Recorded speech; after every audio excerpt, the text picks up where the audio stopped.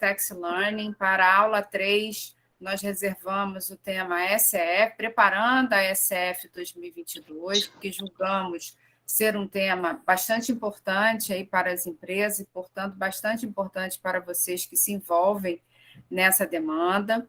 Vejo que há pessoas novas aqui, então, apresentando um pouco o trabalho do Tex Learning. Da Tex Learning foi uma iniciativa pessoal minha, né? Então, outro dia até me perguntaram lá nas redes sociais, mas quem é o professor do curso? Então, atualmente, todos os cursos que estão no portal, eu sou a instrutora de todos eles, né? A iniciativa, ela nasceu, né, na verdade, de um objetivo pessoal meu, de transmitir o conhecimento, né, além de eu ser professora em várias instituições, mas criar uma nova alternativa de aquisição de conhecimento, até em linha com a modernidade atual, né, já que hoje o ensino à distância ganhou seu espaço definitivamente nesses 2 últimos anos, e com ele as aulas através de vídeo, onde o aluno pode programar melhor o seu tempo. Então, todos os cursos lá do portal Tex Learning, eles são produzidos em videoaulas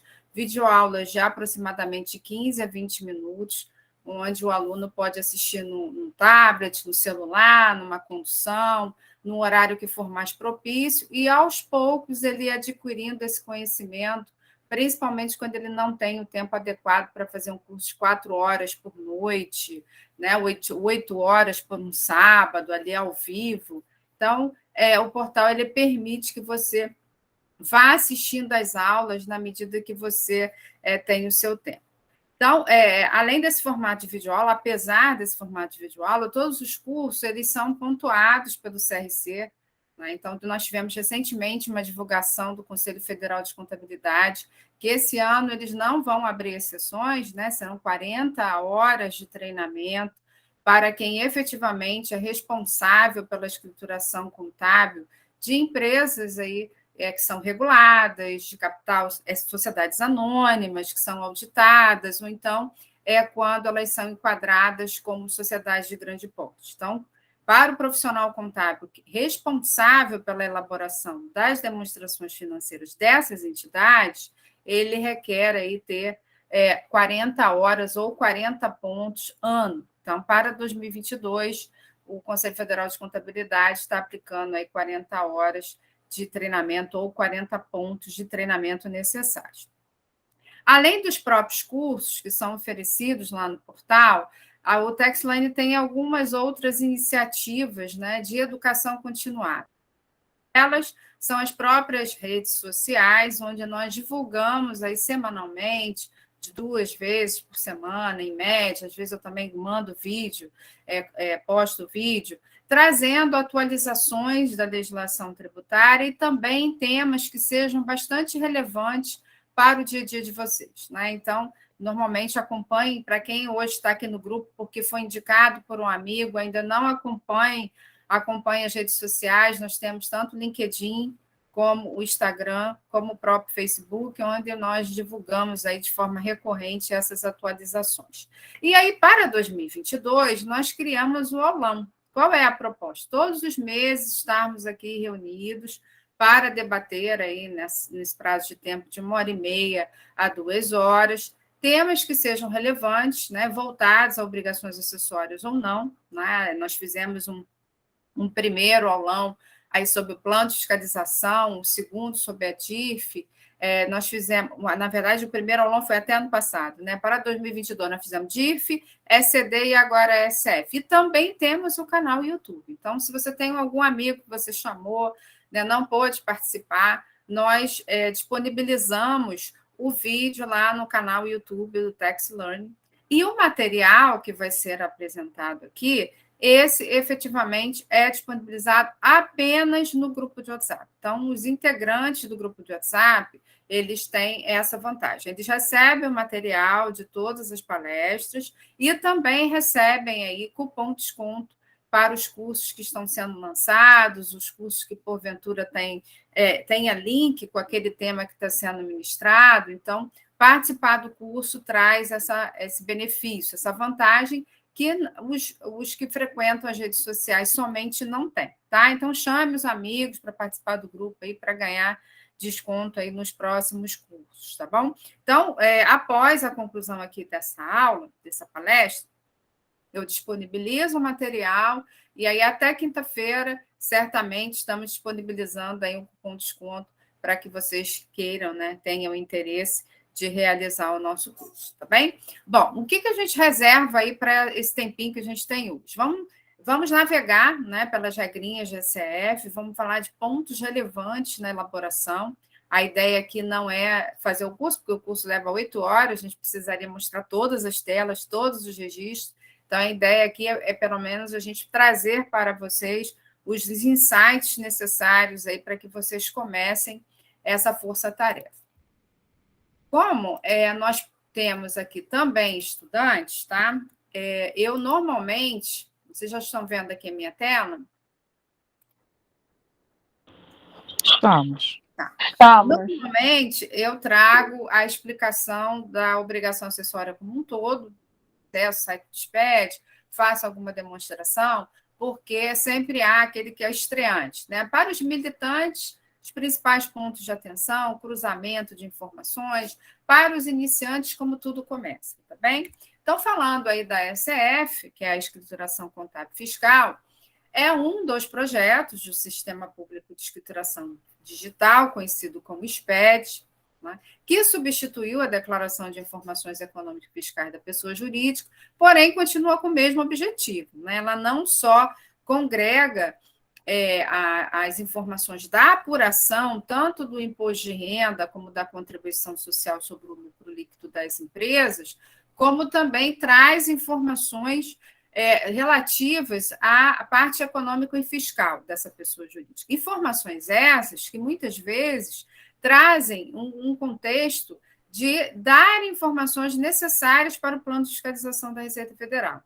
Então, a gente se preocupa muito, né, com o compliance, com a consistência das bases de cálculo, mas tão importante como as bases de cálculo são as demais informações que a gente precisa prestar na ECF. Então, por vezes, a gente não dá atenção devida a determinados registros que também devem ser declarados. Né? A gente vai falar aqui de penalidades. Existem penalidades por omissão de informações.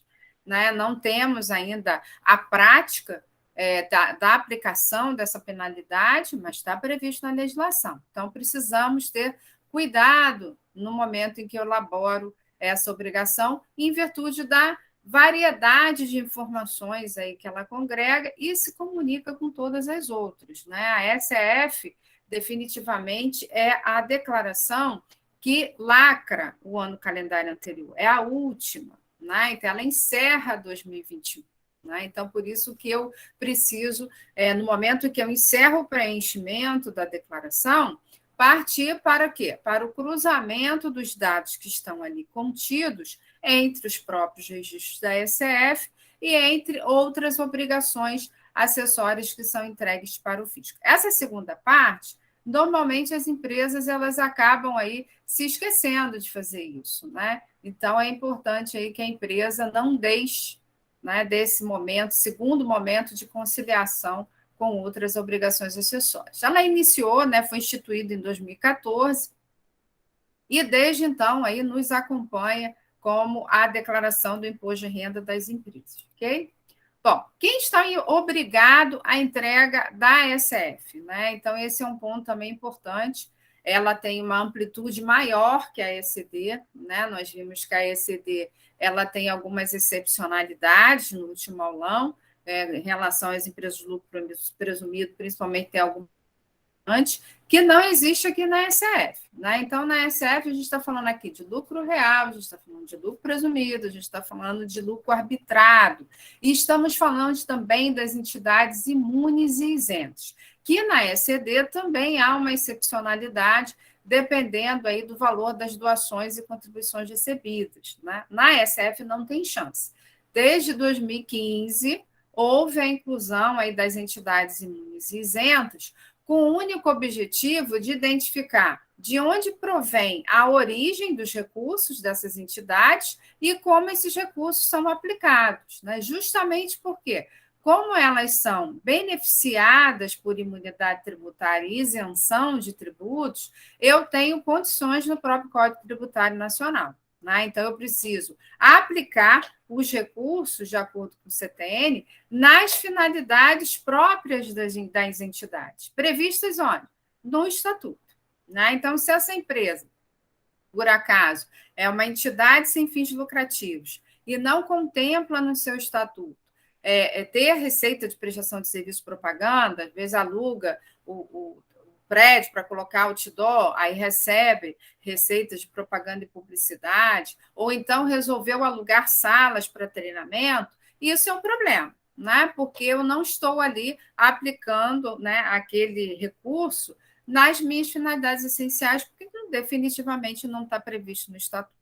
Então, quando a Receita Federal decidiu trazer a imunizenta para o contexto da SF, foi com esse olhar, né, de desenquadramento da imunidade de isenção. Acredito que aqui, né, dentre os presentes, nós tenhamos aqui representantes de empresas de outsourcing, né, conhecida hoje em dia, muito conhecida como BPO, e lá nós lidamos com a diversidade de atividades. Né? Então, normalmente, quando a gente tem um cliente imune ou isento, a gente fala, não se preocupa com ele não paga imposto. Só que essa imune isenta, ela pode estar exercendo atividades que não estão alcançadas pela imunidade de isenção. Então, antes mesmo de eu pensar na entrega da SCF, eu preciso fazer essa reflexão, né? Porque se isso ocorrer, eu tenho ali um risco de ser efetivamente desenquadrado aí do benefício, tá bem?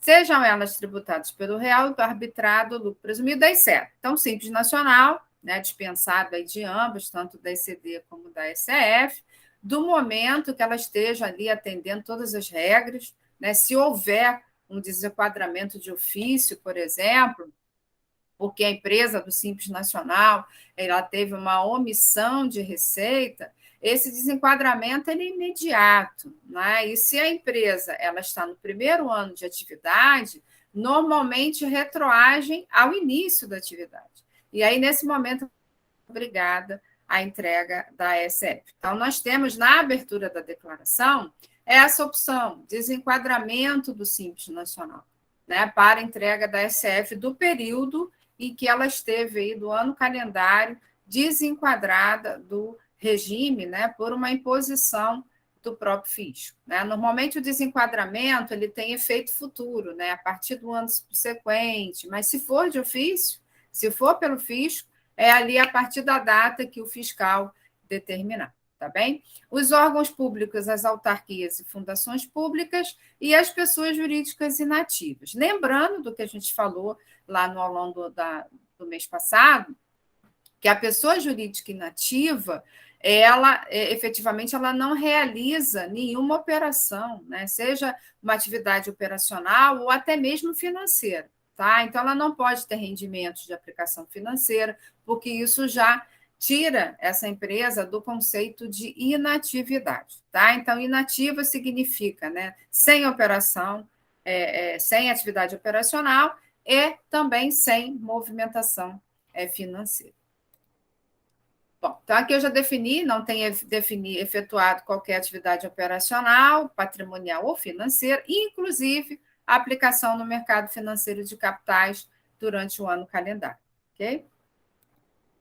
Quando entregar? Ainda temos essa dúvida, né? A SF dos 2 últimos anos, ela foi prorrogada para setembro, o último dia útil do mês de setembro, mas esse ano ainda não sabemos. É provável que não, né? Então temos que trabalhar com essa expectativa de que não haverá prorrogação, pessoal. Então, assim que finalizar a ECD, eu já devo iniciar os trabalhos da SCF nos intervalos de fechamento. Né? Normalmente, quem se envolve com demanda de SCF tem outras atribuições, né? O fechamento contábil, a apuração dos impostos, então realmente fica um tempo bem limitado para a elaboração. Para que tenhamos, né, assertividade, tempo para fazer os devidos cruzamentos, precisamos iniciar assim que nós finalizarmos a ECD, né, de preferência, assim que finalizarmos a ECD, para recuperar, né, o arquivo final aí já da ECD transmitido. Quais são as exceções? Os eventos de reestruturação societária. Né? Quais são os eventos de reestruturação societária?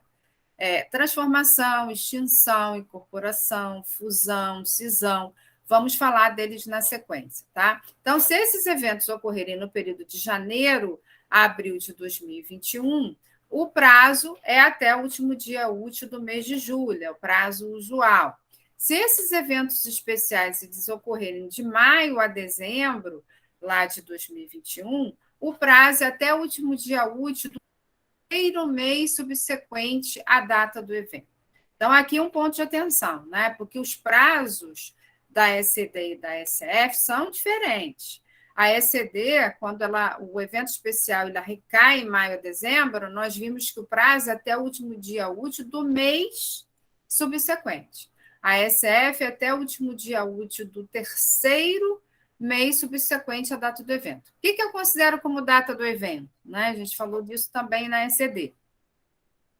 Primeiro, eu tenho que observar qual foi a data do ato societário que determinou aquele evento especial, né? Aquela reestruturação societária.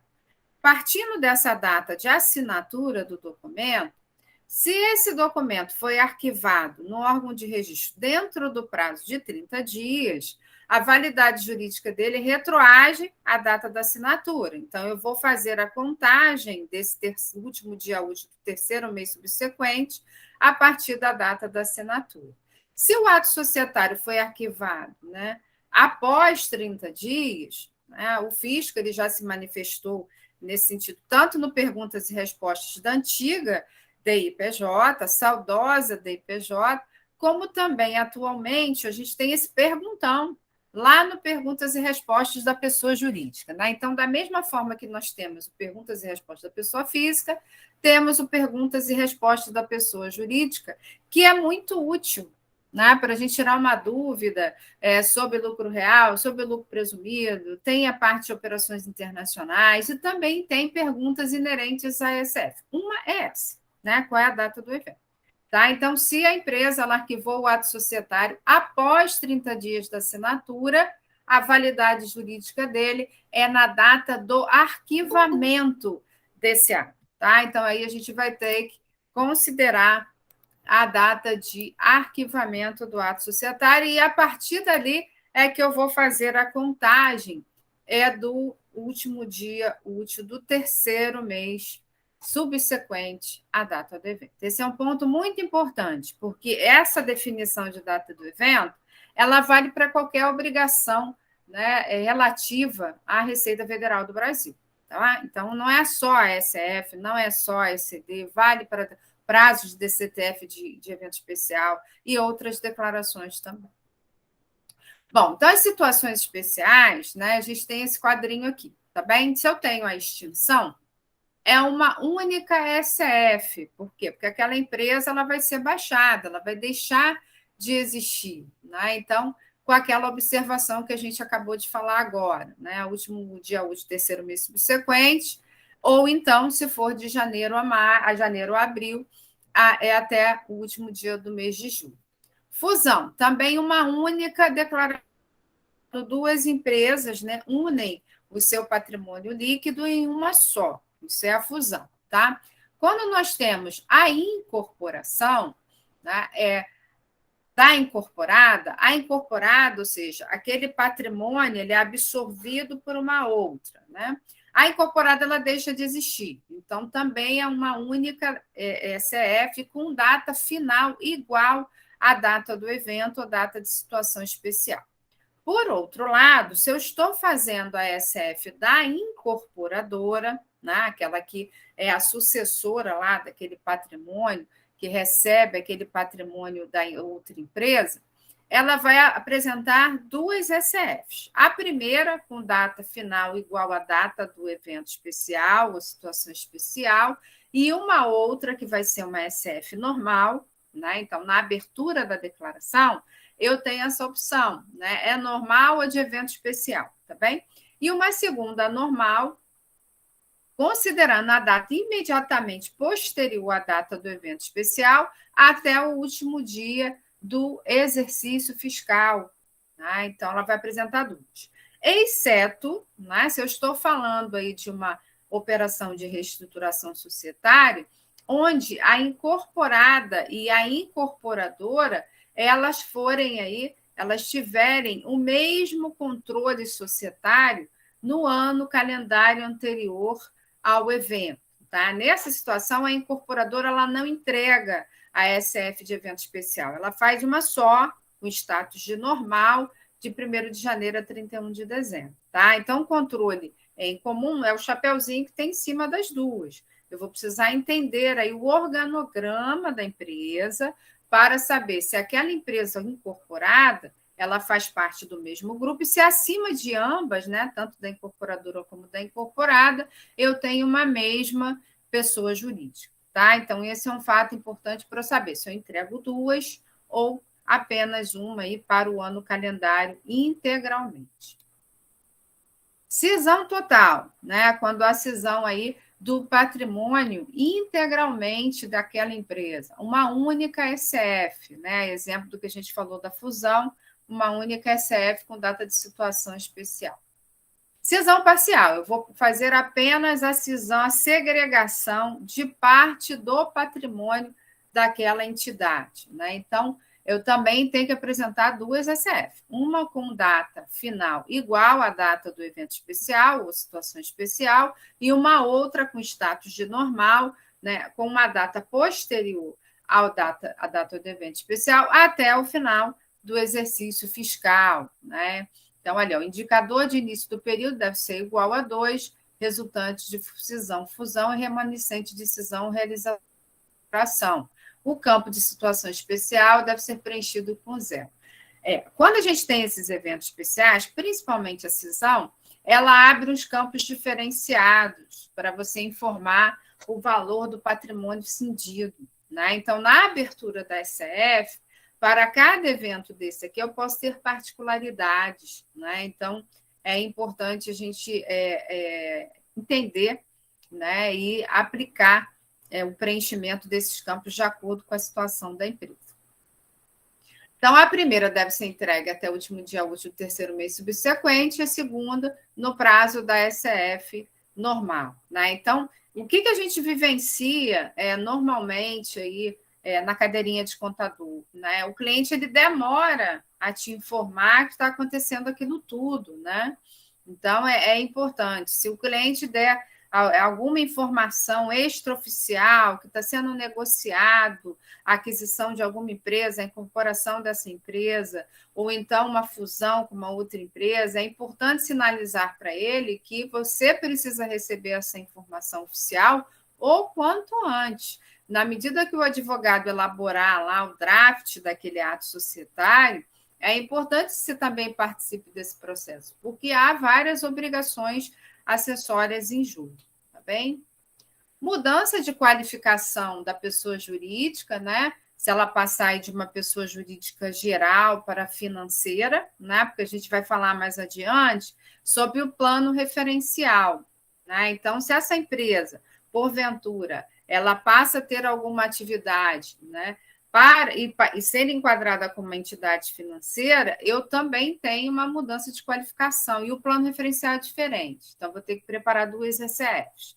Tá? Não é tão difícil acontecer. Né? Por quê? Porque eu tenho algumas atividades vinculadas à administração financeira, de cartão de crédito, que são atividades hoje muito comuns em termos de marketplace, comércio virtual, e-commerce. Às vezes a empresa ela tem um portal, né, um marketplace, que é o nome do momento, né, onde ela comercializa ali mercadorias de vários players, vários fornecedores, como é o caso da Amazon, né, Magazine Luiza. Hoje, quando você acessa a maioria dos sites americanas, esses sites vendem tudo, né? Antigamente você tinha uma quantidade restrita de mercadorias ali. Hoje não, vende tudo.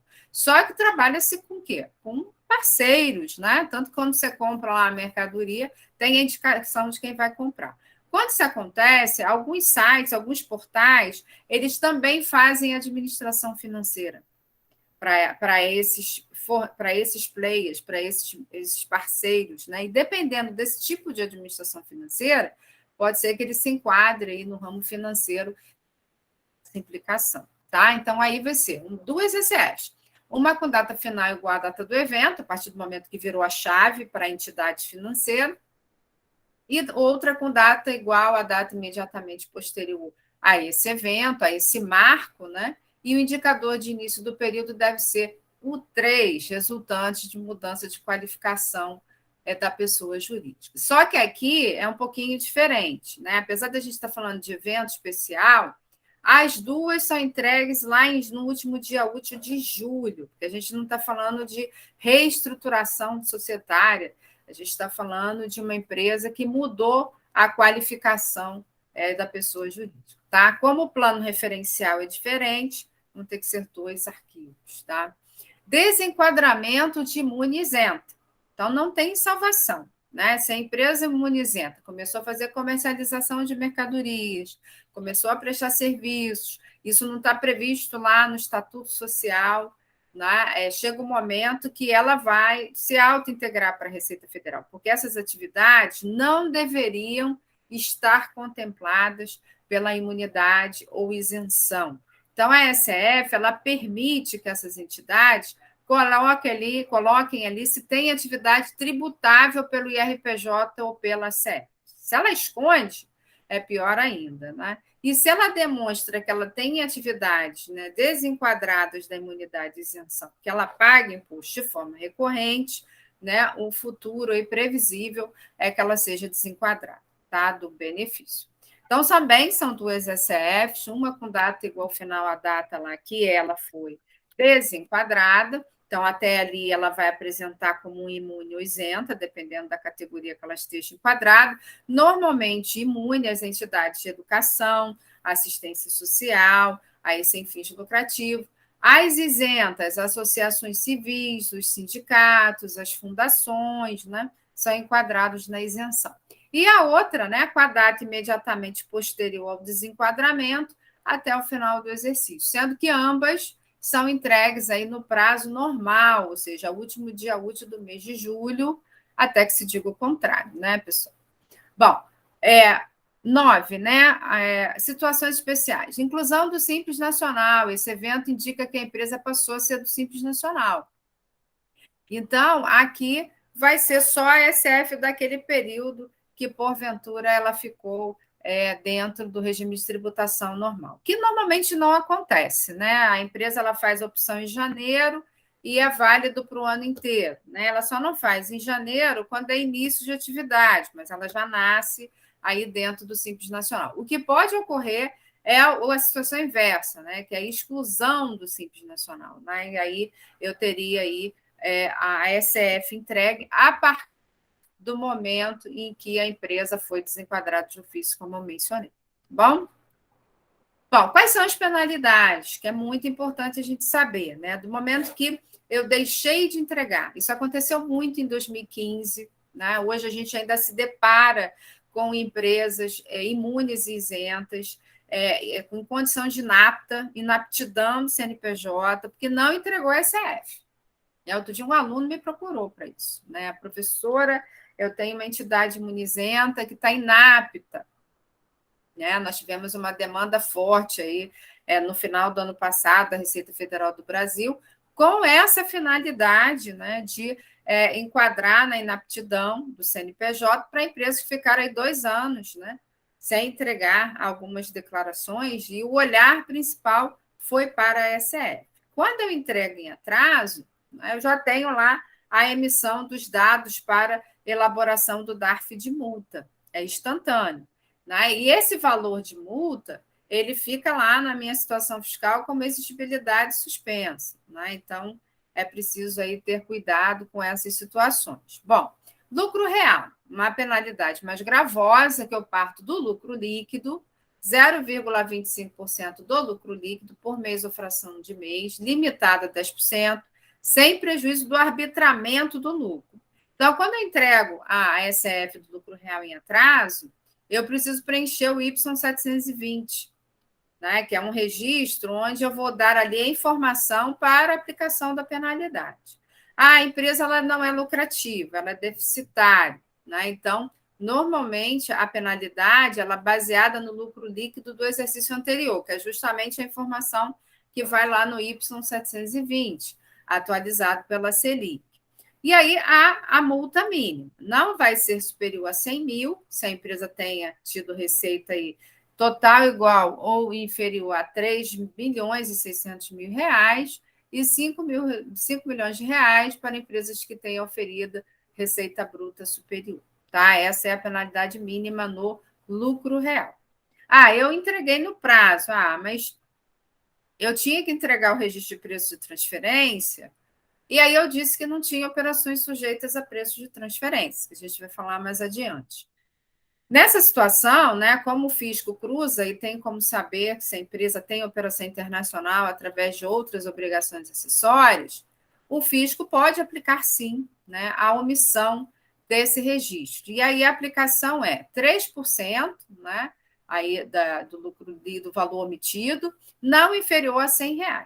Né? Então, multa mínima R$ 100, 3% do dado omitido. Então, hoje a gente ainda não tem casos, né, não tem cases relativos à omissão de informação, mas é extremamente importante que a empresa fique atenta à consistência dos dados declarados, tá bem? Redução de multas, né? 90% se for apresentado até 30 dias após o prazo, 75% se for apresentado até 60 dias, 50% quando for apresentado depois disso, mas antes do fiscal bater na porta, e 25% se for apresentado no prazo fixado pelo fiscal. Para informações omitidas inexatas ou incorretas, a redução de 50%, se forem corrigidas no prazo fixado na informação, na intimação. Por quê? A falta de entrega, ela sempre vai gerar multa. Agora, a omissão de informação, você tem aí a oportunidade de retificar a SEF sem penalidade até o fiscal chegar até você. Né? Então, se você entregou a declaração com aquela promessa assim forte, depois eu retifique logo. Né? Não deixe lá anotado no seu post-it, anotado na sua agenda, que tem que retificar a SF. Faça o quanto antes essa retificação. Bem? Se for lucro presumido, arbitrado e imunizento, a penalidade é mais branda, né? 0,5% do valor da receita, bom, entre aspas, né? Da pessoa jurídica no período a que se referir à escrituração, se não atender os requisitos para apresentação dos registros respectivos arquivos. Né? Então, é a parte estrutural da SF, né? Vamos assim dizer.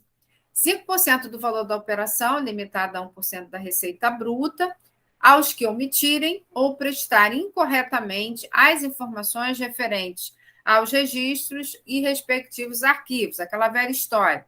Vamos entregar para não perder o prazo com a informação mínima. Né? E aí omite um monte de registro que não é obrigatório. Né? Então, eu posso vir a ter aí essa omissão de informação. E 0,02 por dia de atraso sobre a receita bruta, que se referiu ao período da escrituração, limitado a 1%, se entregar fora do prazo. Tá? Então, importante aí ficar atento à aplicação dessa penalidade, tá bom? Isso aí é bom a gente ter em mente na hora de fazer, tá? Para não deixar de retificar. Retificação, prazo de 5 anos, né? Normalmente a Receita Federal entra em campo quando está chegando o 4º ano, está chegando perto do prazo prescricional. Como é que eu conto o prazo prescricional? A partir do ano seguinte, né? Se eu estou falando aí de uma SF de 2018, eu vou contar 19, 20, 21, 22, 23, prescreve 24, né? Lá em julho de 2024. Então, é sempre a partir do ano seguinte que eu começo a contar. Né? Ponto de atenção, já começando falando atenção aqui. Se eu estou retificando a SF, isso implica, né, em alteração de contas da parte B do ELALU e do ELAX. Né? Quando a gente fala de ELALU, é o livro de apuração do lucro real ou do imposto de renda, né, da empresa sujeita ao lucro real. O ELAX é a apuração da contribuição social sobre o lucro líquido das empresas aí sujeitas ao lucro real, que corresponde ao bloco M da SF. Então, na parte A, eu trabalho o quê? Os ajustes de adição ou despesas não dedutíveis e exclusão, receitas não tributáveis. Parte B, eu controlo aqueles ajustes que vão ter repercussão em períodos de apuração futuros. Então, se porventura eu retifiquei a parte B, eu preciso ter cuidado aí, dependendo de onde eu estou trazendo essa parte B. Eu retifiquei a parte B de 2018. Só que a parte B, parte B, ela é transportada para os anos seguintes. Então, se eu retifiquei um ano lá de trás, significa dizer que eu vou ter que retificar os anos posteriores. Esse é o primeiro ponto de atenção. Se eu retifiquei a parte A e alterou os valores de RCS a recolher, eu preciso lembrar que eles foram declarados na DCTF. Né? A DCTF, ela é uma declaração onde eu informo os débitos tributários da pessoa jurídica. Né? Ela é uma confissão de dívida, ela vira dívida ativa da União. Então, se eu alterei a apuração do imposto, eu também preciso retificar a DCTF correspondente. Isso é extremamente importante com qualquer declaração administrada aí pela Receita Federal do Brasil. Se eu retifiquei a apuração de tributo, eu preciso retificar a DCTF também, tá? Coloque isso como uma meta, né? Não posso esquecer. Vedação. Mudança do regime de tributação, salvo se for adoção do lucro arbitrário. Quando eu falei em penalidade, eu coloquei lá no lucro real, principalmente no lucro real, mas não significa que não possa acontecer no lucro presumido, né, uma penalidade sem prejuízo do arbitramento do lucro. O que é isso? Né? Quando o fisco ele entra em campo e ele identifica que a empresa deixou de cumprir a obrigação, seja ela principal ou acessória, uma delas a própria falta de entrega da SF, ele pode alterar o regime de tributação dessa pessoa jurídica, né? Deslocar do lucro real para o lucro arbitrado, deslocar do lucro presumido para o lucro arbitrado. E aí, o que muda na vida da empresa? Né? Ela passa a recolher o IRSS calculado sobre um valor presumido, sobre uma base de presunção, mais elevada do que o próprio lucro presumido. Então, aqueles percentuais aplicáveis ao lucro presumido, eu vou acrescentar 20% e essa vai ser a base arbitrária. Então, o que era 32 de base vai para 38,4 no lucro arbitrário. O que era 8 vai para 9,6 no lucro arbitrário. Né? Então, é uma penalidade também.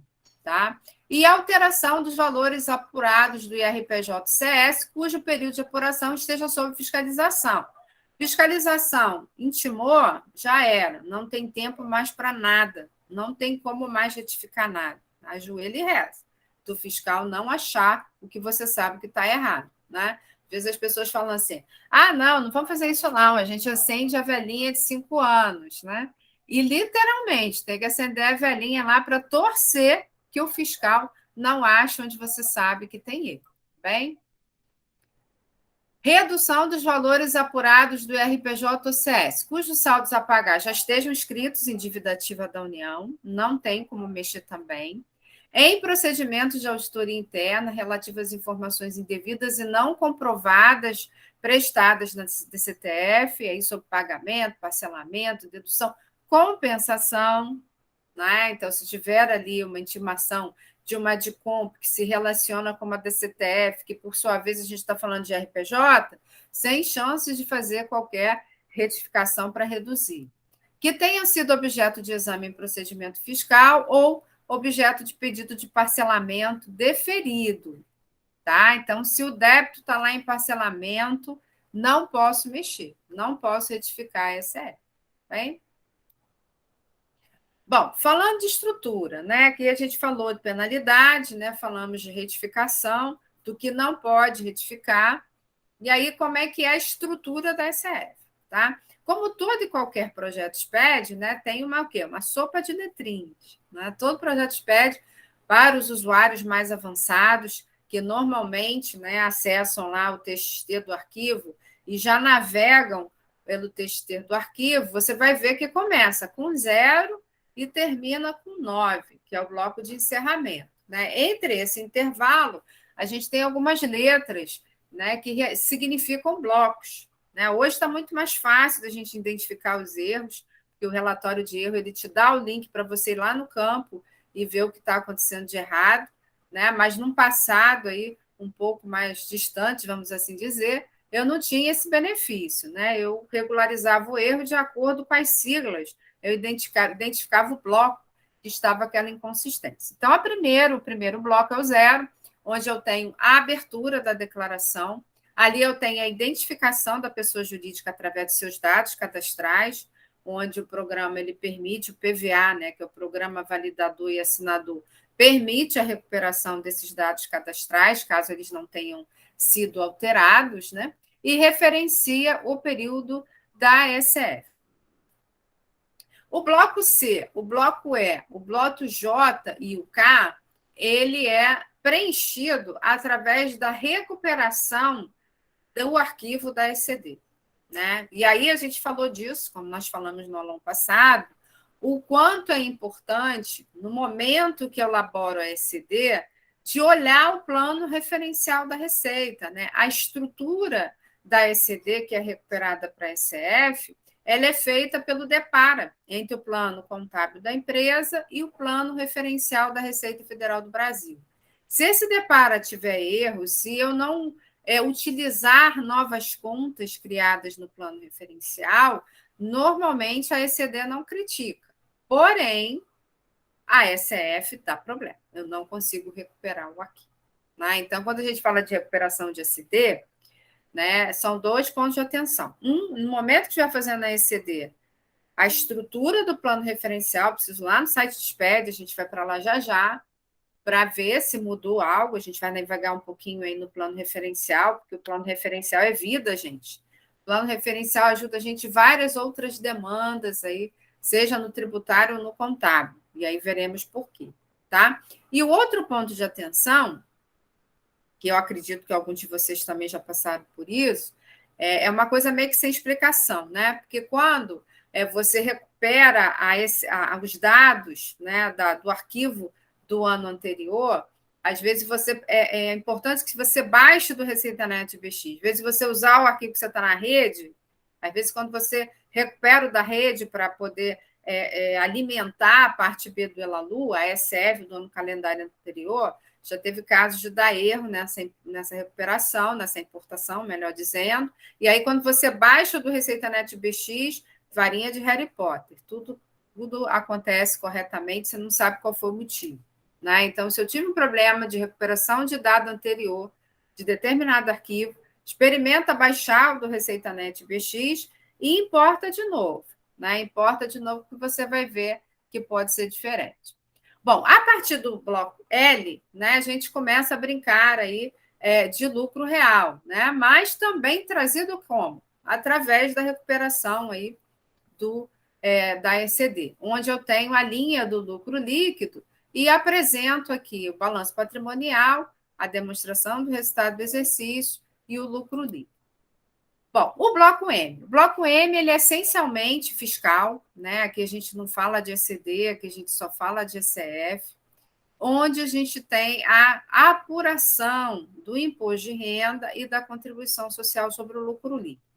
Nesse momento, eu já preciso estar com isso finalizado e devidamente revisado. Né? O momento que a gente vai preencher a SF ou trazer para dentro da SF portado do teu sistema, né? Porque o que a gente sempre escuta do aluno é assim, olha, eu trago uma parte do sistema e a outra parte eu preciso preencher manualmente. Né? Tem alguns blocos aqui, como possuem informações muito pulverizadas, eu não tenho uma informação pronta dentro da minha escrituração e da apuração do imposto. Né? Mas, normalmente, a apuração do imposto de renda da CS eu trago aí do meu próprio sistema, já alimentando os registros do bloco M. Né? Então, ali eu vou ter a parte A, ajuste de adição e exclusão e compensação de prejuízos fiscais, e a parte B, que controla aí os ajustes definitivos, as adições definitivas, como é o caso da despesa com brindes, né? E as adições e exclusões temporárias, que, como é o caso das provisões e reversões de provisões, onde eu faço aí a atualização do valor, porque isso nada mais é do que uma mera estimativa. Bem, depois que eu apuro ali a base, né, de cálculo do imposto de renda e da contribuição social sobre o lucro líquido no bloco M, eu parto para o cálculo efetivo do imposto, né, tanto do IR como da CS, fazendo aí o abatimento das devidas deduções, né? Deduções essas por antecipação, seja por retenção na fonte, né, quando eu presto serviço, quando é o caso eu prestar um serviço, ou até mesmo quando eu forneço mercadorias para um órgão público, eu tenho a figura aí da retenção do IRPJ e da CSLL, né? E quando eu sou aí, como eu sou do lucro real, eu também tenho a possibilidade, nesse momento, de fazer a dedução dos chamados incentivos fiscais, né? Então, aqui eu chego ao imposto de renda, né, a pagar. E nesse contexto, se eu sou uma empresa do lucro real anual, eu também considero nessas deduções as chamadas antecipações mensais, né? Só lá em dezembro que eu fecho a conta, passo a régua e apuro o IRPJ de forma definitiva, tá bem? Bom, não sou uma empresa do lucro real, né? Quando eu faço a abertura da declaração, eu tenho os dados iniciais, onde ali eu vou informar, né, se a SF é normal, se ela é retificadora, se ela é uma SF de evento especial, né, se é uma cisão, uma incorporação, qual é o período que se refere, né? E, na sequência, eu tenho informações relativas aos parâmetros de tributação.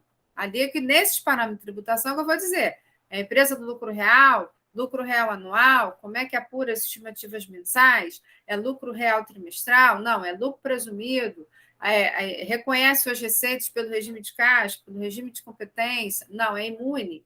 Qual é a categoria da imune? É a categoria de isento. E nos parâmetros complementares é que eu gero o resto. Então, aqui, falando de bloco M, N, P, Q, T e U, né, eu alimento através dos parâmetros de tributação. Né? De acordo com as informações ali imputadas, eu vou gerar o bloco de acordo com o regime de tributação adotado. Tá? Empresas de lucro presumido, né? Preencha aí bloco P, né? Que apresenta o balanço patrimonial e DRE. Quando eu recupero os dados da ECD, isso dentro da SF é uma opção, exceto se a empresa do lucro presumido ela se enquadrar naquelas situações de obrigatoriedade da ECD, né? Distribuir lucros acima do limite, né? Não optar pelo regime de competência para reconhecimento ou reestruturação comercial usual. A gente recomenda, né, sempre que recupere, que elabore a ECD e recupere na SF, por questões de transparência, por questões de facilitar o atendimento à fiscalização, evitar questionamentos por parte da fiscalização. Então, a gente sabe que a legislação tributária, infelizmente, ela ainda permite que a empresa do lucro presumido tenha escrituração fiscal. Só que não é o melhor dos mundos, né? A gente sempre recomenda, né? Não existe dispensa de contabilidade para ninguém, né? Todas as empresas têm que ter contabilidade. O que diferencia uma da outra, a gente falou disso no aulão passado, né? É o porte da empresa, os enquadramentos em receita, né? O fato dela ser regulada, mas não existe ausência de contabilidade. Então, se eu faço a contabilidade, por que não preencher a ECD, transmitir a ECD, recuperar essa ECD para a SF? Né? Então, no bloco P, né, ali eu vou fazer toda a apuração do lucro presumido, de uma forma bastante intuitiva. Né? Não existe dificuldade para eu preencher SF, lucro presumido, no PVA, para lucro presumido. Para o lucro real, pode se tornar um pouco mais complexo, dependendo do número de ajustes de adição e exclusão. Por quê? Porque eu preciso fazer o relacionamento de contas. Eu preciso indicar aqui tem uma adição de um brinde, então qual é a conta lá do plano de contas que o relacionamento com esse ajuste no LALU. Né? Então, isso que se torna um pouco difícil dentro do PVA quando eu não uso um sistema específico. Dá mais trabalho para fazer, tá bem? O bloco Q, né, quando a empresa do lucro presumido adota o livro caixa e ela tem aí uma receita igual ou superior a R$ 1.200.000 ano. Aí ela precisa apresentar o bloco Q. Bloco Q, na verdade, ele é um upload de um arquivo em formato CSV. Né? Você faz como se trouxesse para dentro desse o seu livro caixa. Né? Então, é um arquivo em formato .csv, né? Aí com as entradas, saídas, saldos, enfim, que você traz aí para dentro da SF. Bloco T, de tatu, lucro arbitrado, né? Quando a empresa ela é enquadrada aí de ofício pelo fisco ou quando ela se auto-arbitra. A empresa pode se auto-arbitrar? Pode. Ela pode, ela vai se auto-penalizar. Eu não tenho, meu controle de estoque está todo bagunçado, né? Eu sou uma empresa do lucro real, então, para eu não ter a penalidade de ofício, né? Porque o meu imposto foi apurado incorretamente, talvez uma representação para fins penais, porque eu soneguei, né? Então, eu vou me auto-arbitrar. Não é comum, mas é permitido, né? O que a gente vê mais na prática é o fisco fazendo o enquadramento do lucro arbitrário. Então, lá também eu vou apurar a base de cálculo e aplicar os percentuais, né, de 38,4, 9,6 sobre a receita. Né? No lucro presumido, percentuais menores, aí 8, 32, né, dependendo da atividade da empresa. Tá bem? Bloco U, imunes ou isentas. Né? Aqui apresento balanço patrimonial, ADRE, e apura o IRCS, se for o caso. Ou seja, se a empresa imune ou isenta exercer atividades que não sejam pertinentes às finalidades essenciais, às atividades previstas no Estatuto. Tá? Então, todos esses blocos aqui, eles vão ser gerados através do preenchimento dos parâmetros de tributação dentro da SF, ok? Bom, quando eu falo de parâmetros complementares, aí eu tenho um questionário lá. Né? A empresa tem participações no exterior, aí você vai marcar, vai flegar.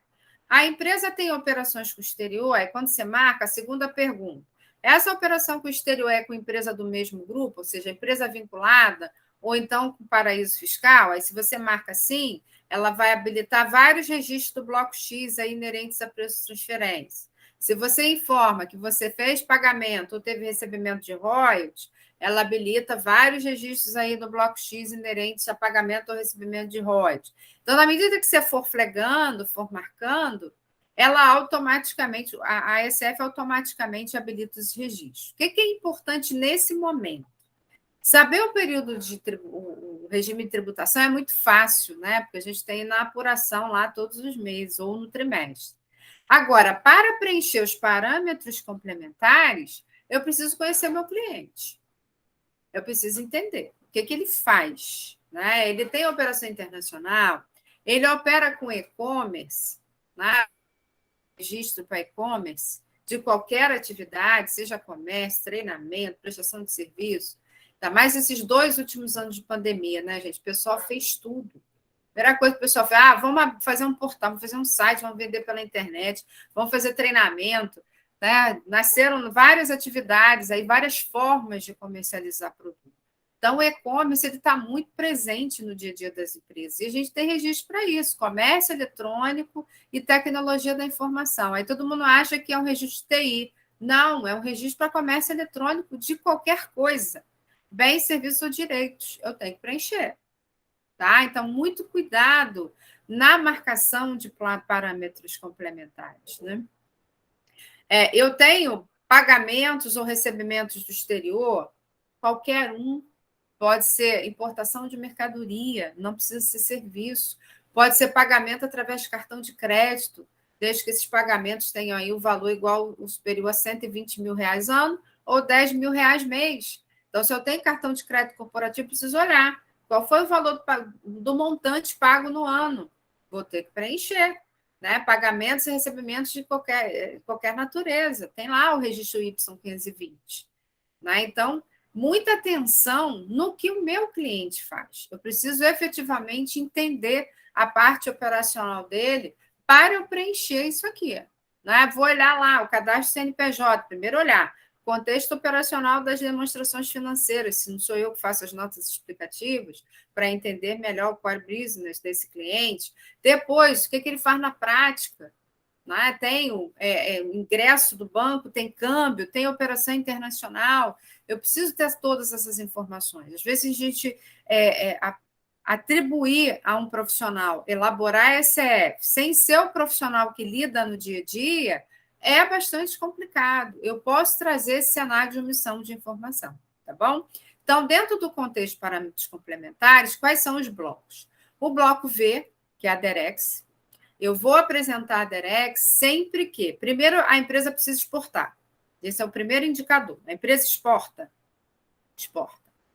Ela mantém os recursos dessa exportação lá fora, ela abre uma conta corrente lá fora, e aí ela comunica aquele cliente, né? Olha, não precisa fechar câmbio para me pagar, não. Você faz o seguinte: eu tenho uma conta aí na Suíça, você faz uma transferência financeira para minha conta na Suíça. Então, sempre que eu tiver essas duas situações, né, exportação e manutenção dos recursos no exterior, eu preciso preencher a DEREX. Né? Então, eu preciso responder lá.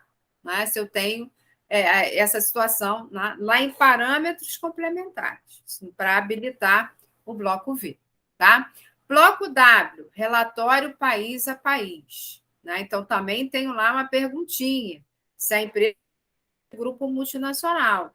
Né? Se participa, se é uma empresa que tem aí um link com o exterior, tem uma matriz, tem uma filial, tem uma coligada, tem uma controlada, ou tem uma controlada direta, tem um controlador final, ela tem que informar que ela faz parte do grupo multinacional, vai habilitar o bloco W, tá bom? Informações econômicas, aqui é ao infinito e além, gente. A gente tem vários registros. Primeiro, quais são os principais pilares? Operações internacionais, preciso saber. Segundo pilar, que a Receita Federal tem os holofotes, né? Se eu pago royalties, o que são os royalties? Valores que são pagos por um direito de exploração, um direito de uso que eu tenha, seja no Brasil ou no exterior. Então, se eu sou uma franqueada, pago royalties, porque eu tenho uma lojinha lá, ó, estou fazendo propaganda, Espoleto, Boticário, sou um franqueado, pago royalties no Brasil. Tem que colocar lá que eu tenho pagamento de royalties no Brasil ou no exterior, porque o registro é um só. Né? Se eu pago lá para o exterior, né, royalties para abrir a lojinha da Lacoste, o jacarezinho na camisa, também tem que preencher esse registro. Né? Então, aqui, em informações econômicas, a gente tem dados de distribuição de receita, tínhamos, né, até 2020, distribuição de receita por estabelecimentos, que foi extinta, graças a Deus, ano passado. A gente tem aquele registro que todo mundo adora preencher, que é o registro relativo à retenção na fonte do IRSS, né, que é o X570, que trata das retenções na fonte, né? Então, ele linka isso com as antecipações que são deduzidas lá no bloco M, no bloco P e no bloco T. Né? Então, aqui eu preciso entender efetivamente o que o cliente faz. Alguns são default, são automáticos, né? Que é a informação dos sócios, a informação das retenções. Esse, se eu não marcar nada em parâmetros complementares, ele já vem, né, no kit. Né? Não preciso marcar nada para ter que preencher. Agora, tem aqueles que realmente só são disponibilizados se eu informar que tem. Né? Então, eu preciso efetivamente conhecer as operações do meu cliente. E o Y também, são informações gerais. Né? Daqui a gente tem pagamentos e recebimentos do exterior, que é o Y520. Então, a gente precisa, efetivamente, né, principalmente a parte de operação internacional, que é o filé da Receita Federal hoje, né, da Receita Federal do Brasil, que a gente falou, né, se você não teve a oportunidade de assistir ano passado a nossa palestra em outubro sobre plano de fiscalização da Receita Federal, acessa lá o YouTube e assiste para você ver o quanto é importante que a gente está... Lá a gente fala do cruzamento da ECF. Lá a gente fala do resultado da fiscalização em relação a esse cruzamento, né? Das operações internacionais, principalmente. Então, é importante a gente entender aí efetivamente o que a empresa faz, tá bom? Na verdade, eu falei X, mas é Y570. Bom, versão 8, né? A gente sempre traz aí uma novidade. Esse ano não temos, né, muitas coisas, graças a Deus. Ano passado nós tivemos extinção de registro e criação de registro. Esse ano as mudanças estão muito relativas a regras de validação, né? Então, trouxe a modernidade, que é a possibilidade da assinatura da declaração pelo certificado em nuvem, né? Então, hoje a gente tem certificado. Eu particularmente, não gosto de certificado em nuvem, né? Mas, enfim, hoje muitas empresas já utilizam, então houve essa adaptação do PVA. Ajuste de funcionalidades e erros, então, todos os anos a Receita Federal ela sempre busca melhorar a vida do contribuinte, mas a gente vê na prática que a gente sofre bastante na hora de validar o arquivo, né? Validar o arquivo sem erro, não é a mesma coisa que ganhar na Mega Sena. É muito difícil você validar de primeira, sem um errinho básico ali para você consertar, né? E regras de validação aí para o registro X350, participações no exterior. Então, não trouxe, né, nenhum registro novo, a nova versão, tá? Normalmente a gente acompanha aí as mudanças de PVA, né? A gente vai navegar aqui no site do SPED para mostrar quem nunca viu, né? Porque sempre tem uma versão nova. Então, eu só consigo transmitir na versão vigente, lá na data que eu estou fazendo aquela transmissão, né? Se porventura eu gerei numa versão anterior, eu vou ter que atualizar essa versão para conseguir transmitir, tá bom? Então, assim, a telinha, todo projeto SPED, ele tem um passo a passo, e a SF ela não é diferente, né? Então, a gente tem aqui, na carinha, né, principal, né, que é o passo a passo, a visualização. Então, aqui, quando você clica, você tem a árvore de registro que você habilitou, seja por parâmetros de tributação ou parâmetros complementares, a opção de recuperar ECD em um momento posterior, né? Você tem 2 momentos de recuperação de ECD. No momento inicial, o próprio programa vai te perguntar se você deseja ou não recuperar a ECD, ou então, no momento posterior, fazer a recuperação da CCD. Tá? Você pode, aí, de repente, adiantar algum registro e depois fazer a recuperação. A recuperação da SF do ano calendário anterior, né, que efetivamente é obrigatória aí para as empresas do lucro real, por conta da parte B. E duplicar demonstrações, né?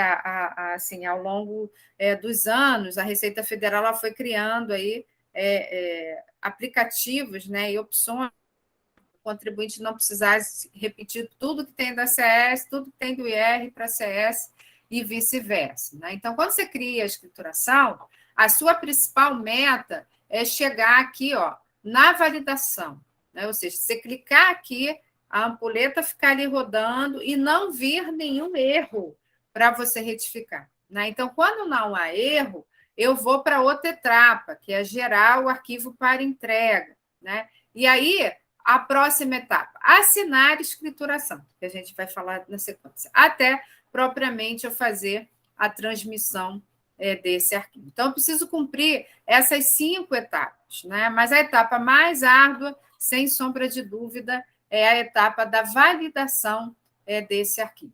Bem? Bom, vamos tentar ir aqui no site do SPED. Ver se vocês estão enxergando. Deixa eu ver quem está aqui. Entrou. Tá. Vocês estão enxergando a página do SPED ou vocês ainda estão no slide? Estamos vendo a página já. Tá bom. Então, aqui, ó, sped.rfb.gov.br. Então, aqui, ó, desse lado, você tem todos os projetos, tá bom? Então, eu vou clicar aqui na SF. Então, eu tenho a opção aqui, tanto do validador, né, que ele vai te direcionar para uma outra página da receitafederal.gov.br, tá? Aí você vai baixar de acordo com o seu sistema operacional. E também eu tenho o download dos manuais, tá? Então, aqui, ó, qual é a última versão? 8.0.2. É essa que tem que estar na sua máquina no momento da transmissão, tá? Então, se você está numa versão anterior, ela precisa ser atualizada. Quando eu vou no download dos manuais, Então, aqui a gente tem o manual da SCF, que tem uma linguagem muito de usuário master de TI, né? O projeto SPED, ele trouxe essa complexidade, né? Não basta você ser um usuário avançado, né? Tem lá regras de validação, regras de programação. Então, em função disso, a Receita Federal extraiu alguns dados dali e trouxe para o perguntão da pessoa jurídica, para poder facilitar um pouco a vida do usuário, tá? Mas é sempre bom, na medida que a gente for se tornando aí um usuário mais avançado no PVA, o manual ele traz informações importantes aí quando a validação do campo é obrigatória, quando a validação do campo é facultativa, porque quando a validação é facultativa gera aviso, não gera erro, tá? Embora nós tenhamos que nos preocupar também com os avisos. Às vezes, os avisos eles estão ali para fazer assim: olha, fulano, você deixou de informar isso aqui. Isso aqui eu tenho em outro registro.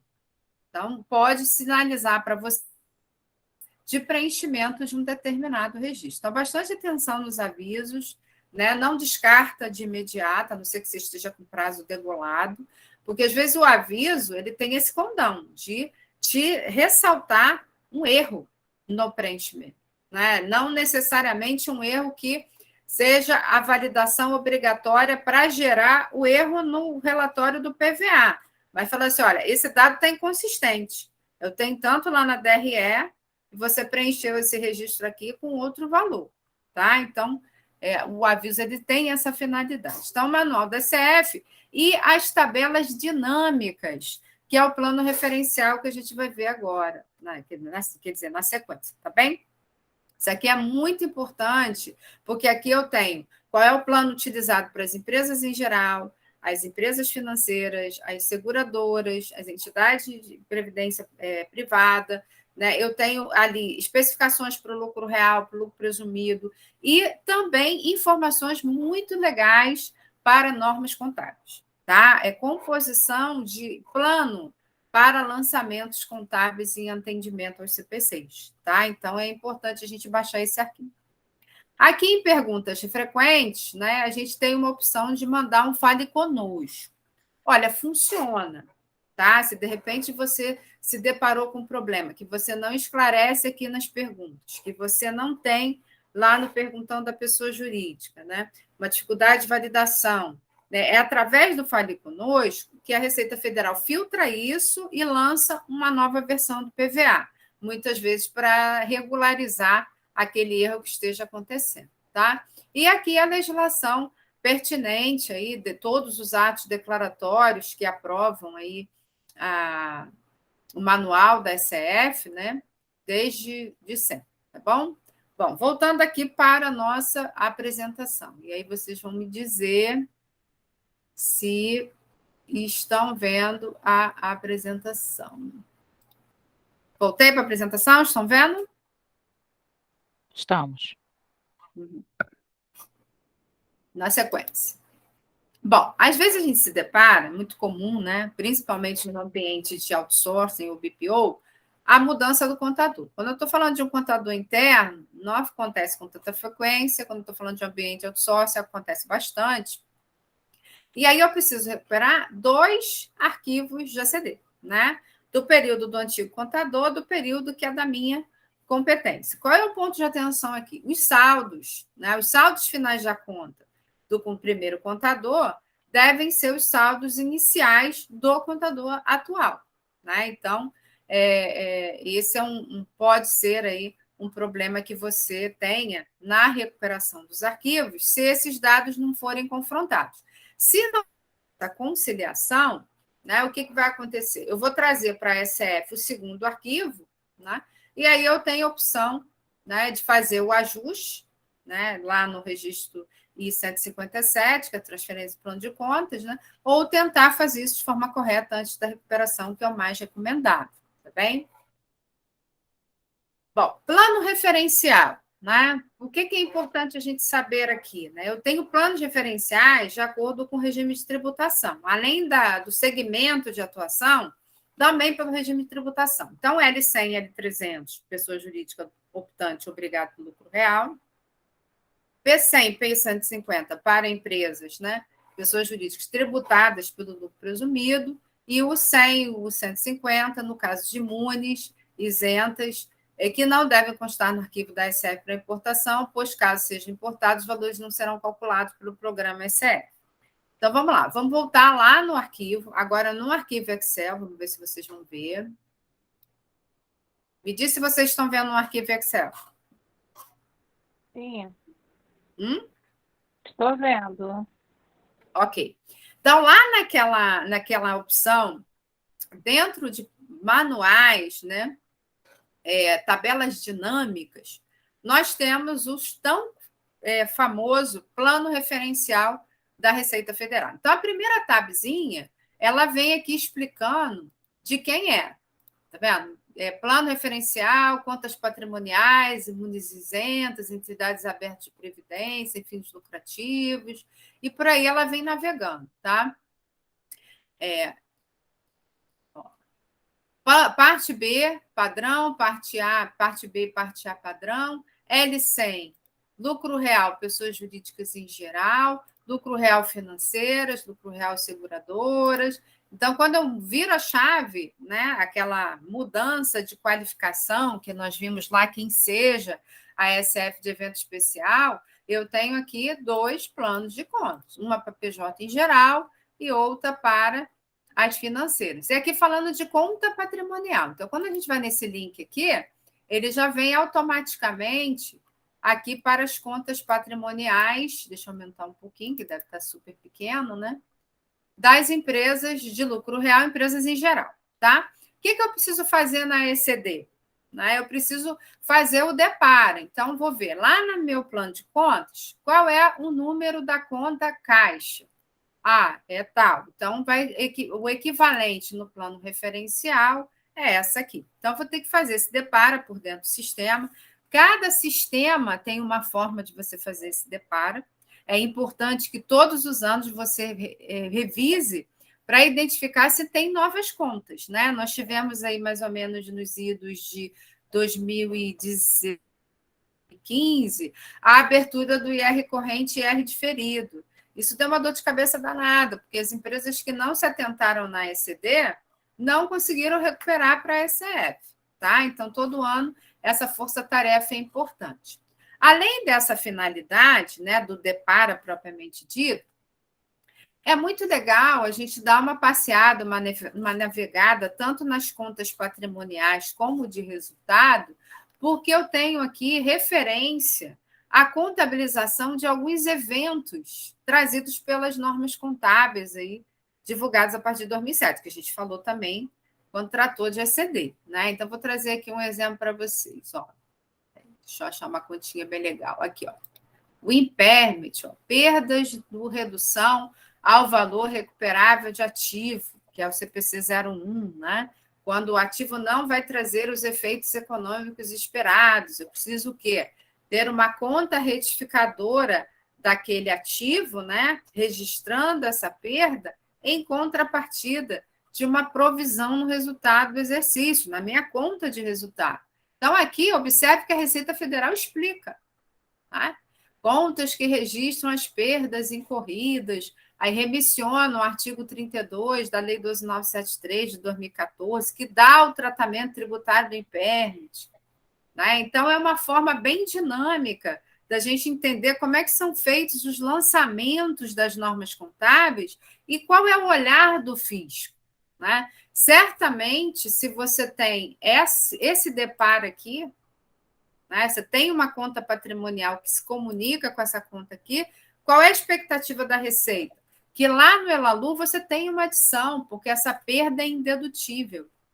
Então, começam os gatilhos, né? Através do depara do plano referencial, a Receita ela vai identificar se você adicionou ou não um determinado evento. Você não excluir, ela não vai se importar, porque você vai pagar mais imposto. Agora, você deixar de adicionar, aí é bem gravoso, tá? Subconta, ajuste a valor justo, né? Quando não é operação de hedge, que é aquela operação que trava a taxa de câmbio, né? Quando as empresas têm operação em moeda estrangeira, elas não querem sofrer a oscilação da moeda estrangeira, vai lá na instituição financeira, faz um contrato de derivativo e trava ali o câmbio. Isso é hedge, né? Aqui o ajuste a valor justo não é do hedge, então ele vem explicando aqui também de onde provém, né, essa conta. Tá? Então, assim, é bastante interessante, viu? A gente tem um tempinho aqui para navegar no plano referencial. Deixa eu dar um outro exemplo aqui. Deixa eu ver se tem mais um exemplo legal. O AVP, ó, juros a apropriar decorrente de ajuste a valor presente. A gente está falando 12 de ajuste a valor presente. Quando você tem ativos e passivos de longo prazo, e aí você precisa expurgar o efeito financeiro da operação de longo prazo, o valor do dinheiro hoje, o valor do dinheiro no tempo. Isso gera uma contabilização em conta de juros a apropriar. Né? Então, o plano referencial ele te dá essa dica, né? De como você vai considerar no teu plano de contas e como você vai fazer o depara para o plano referencial. Bem? Contraprestação contingente, combinação de negócios, quando eu tenho operações de reestruturação societária. Né? Então, aqui ele vai remissionando os arquivos da Lei 12.973, que cada seção trata de uma norma contábil. Qual foi o principal objetivo do legislador em fazer essa abertura do plano de contas? Identificar os ajustes que você precisa fazer lá na parte A e na parte B. Né? A Receita Federal do Brasil ela não acata nada das normas contábeis. Né? Tudo acaba sendo ajuste na apuração do lucro real e, por vezes, na apuração do lucro presumido também. Então, ela abrindo esses eventos, ela identifica quando a empresa tem, se a empresa correlacionar ao plano, ela sabe que tem aquela operação, e quando ela deixa de fazer o ajuste aí na apuração do lucro real, tá? A gente tem esse curso lá na plataforma, que é o lucro real, né, na prática, onde a gente trata aí dos ajustes, tanto em decorrência do RI, né, dos artigos do regulamento, como também os ajustes em decorrência, unicamente em decorrência das normas contábeis, tá bom? Bom, mais adiante, deixa eu ver se tem alguma coisa legal aqui para a gente. Vamos lá para o passivo para ver. Estoques. Deixa eu ver aqui. Não. Aqui tem o ativo imobilizado. Aqui pode ser, ó, tem o impairment, ajuste a valor presente, né?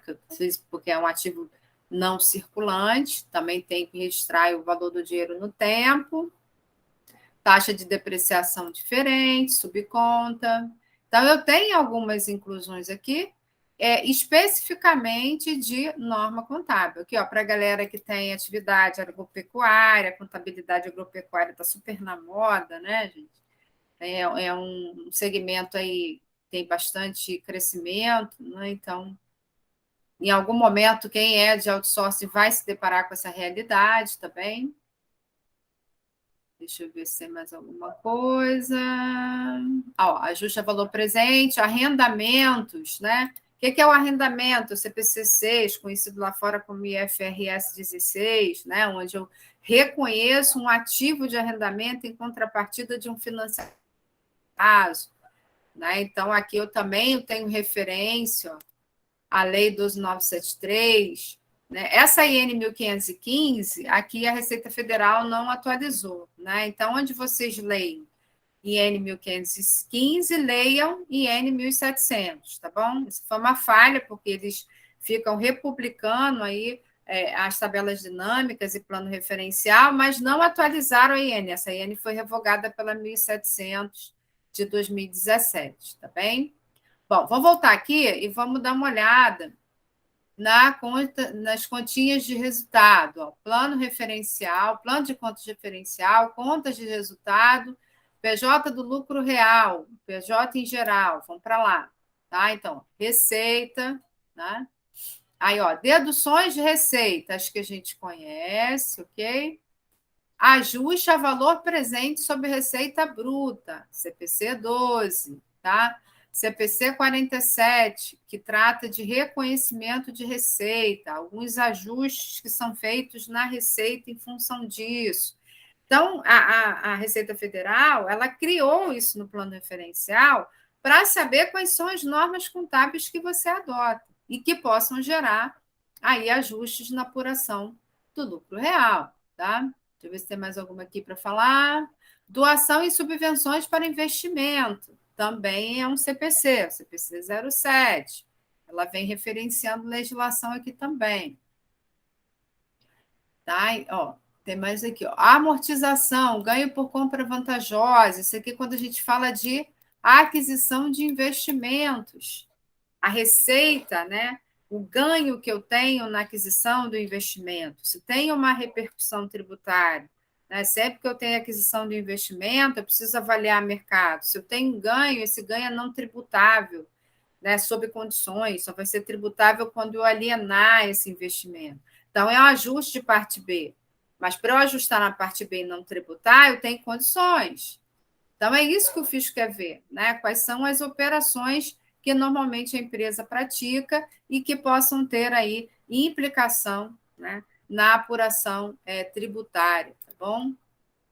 Bom, então, fica a dica, né? Vamos baixar aqui o plano referencial. Quando tiver um tempinho, navega, olha as contas, porque às vezes eu estou assim, gente, ganhei uma operação de hedge para fazer, não sei contabilizar, né?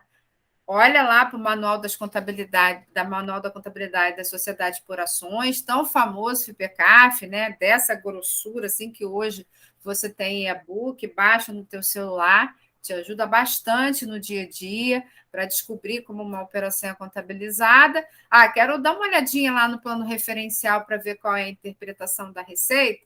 Baixa esse Excel aí que você vai, tá bom? Bom, depois que eu voltando aqui no passo a passo, né?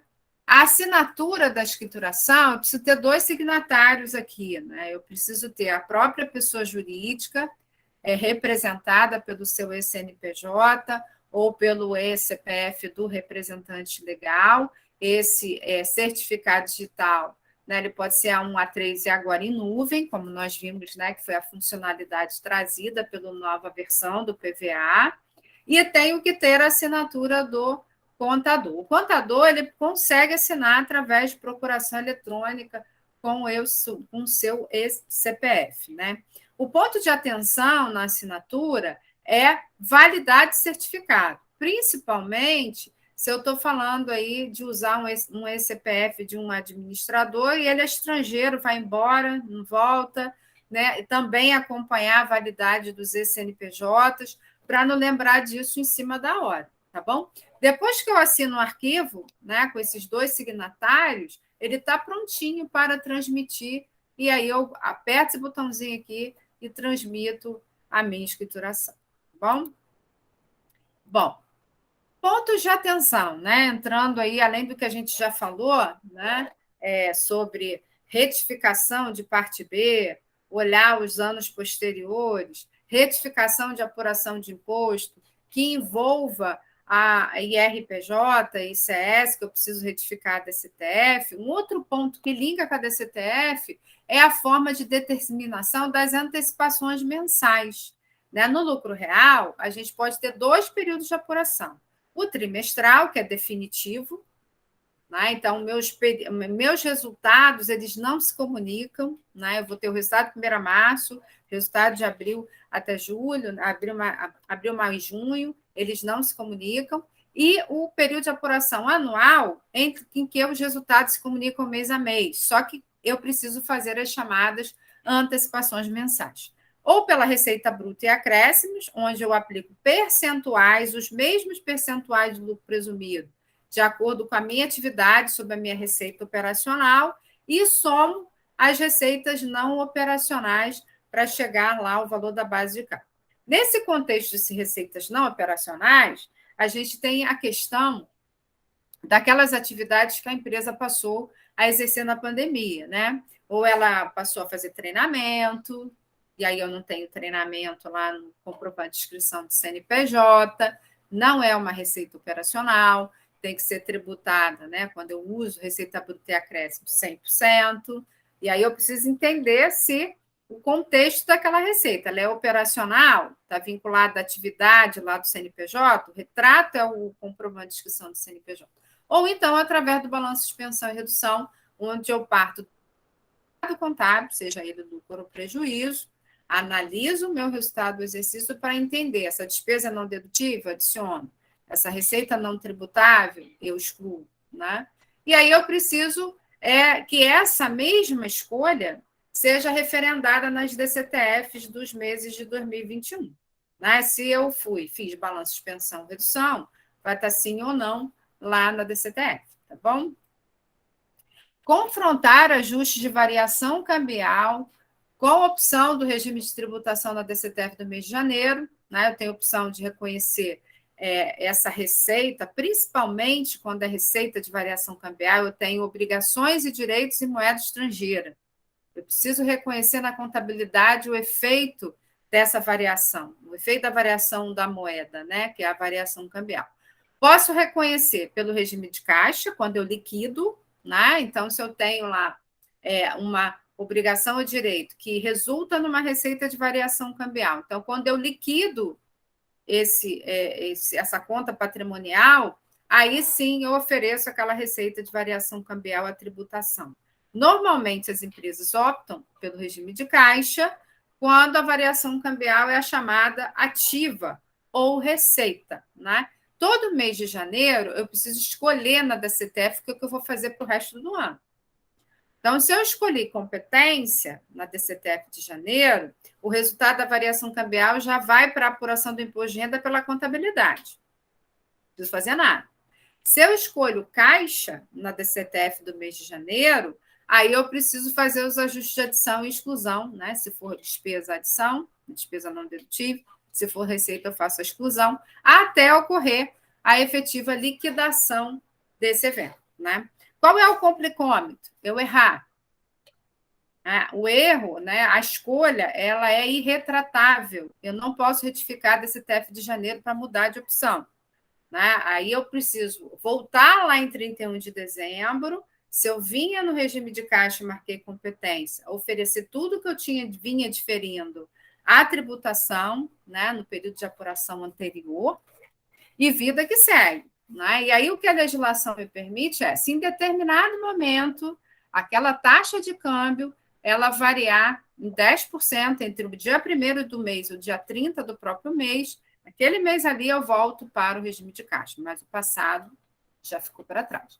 Então, assim, muito cuidado, a DCTF do mês de janeiro precisa ser conferida, eu não posso errar, principalmente se a empresa vinha diferindo variação cambial em valores expressivos, tá bem? Atendimento de condições para utilização de incentivos fiscais. Incentivo fiscal não é automático, ele sempre depende de um ato concessório. Né? A empresa ela é do PAT, então ela precisa ter uma autorização do Ministério do Trabalho. A empresa ela tem um projeto de incentivo à cultura, ela precisa ter uma autorização do Ministério da Cultura. Não é automático. Ela tem o chamado lucro da exploração, porque ela tem atuação lá no Norte e Nordeste. Precisa ter um ato concessório da SUDENE. Então, se o seu cliente falar assim, eu fiz uma doação, essa doação ela pode ser deduzida do IRPJ. Depende. É igual a nós, nossa vida de pessoa física.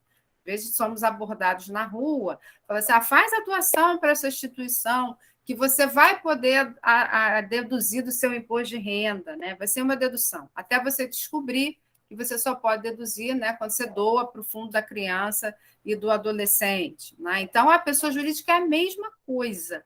Doação, não são todas as doações dedutíveis, a gente tem que seguir as regras do regulamento do imposto de renda para essa finalidade. Não é automático, tá bom? Mas quando a gente chega na SF, a gente vai ter que estar com isso tudo lacrado, né? A gente tem que ter certeza que o incentivo é válido, que eu tenho o ato concessório, que eu já pedi isso para o meu cliente, que eu já validei o regime de reconhecimento da variação cambial na DCTF do mês de janeiro.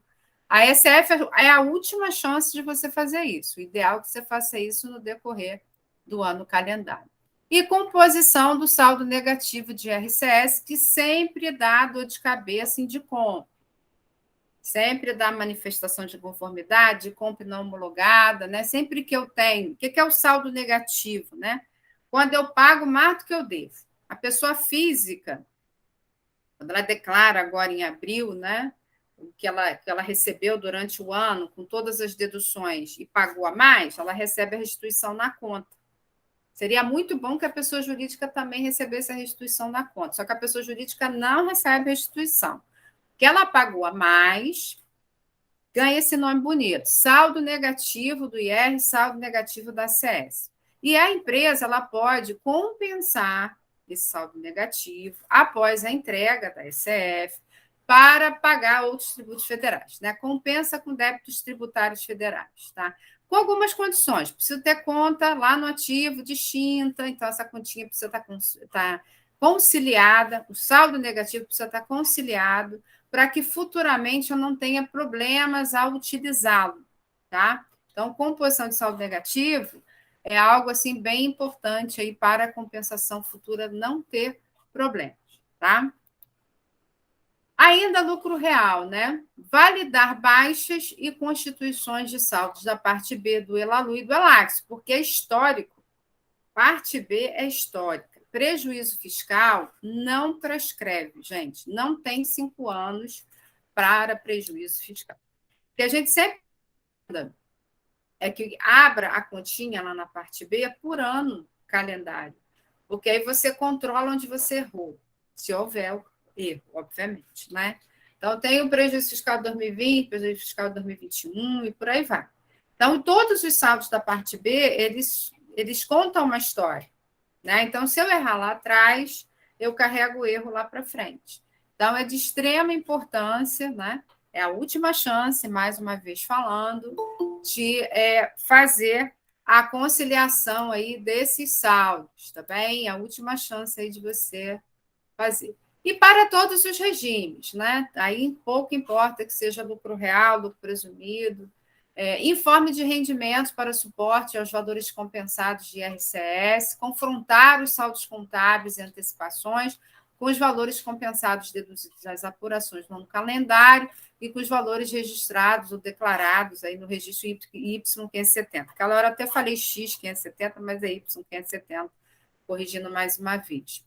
Aqui a gente sempre tem um problema, né?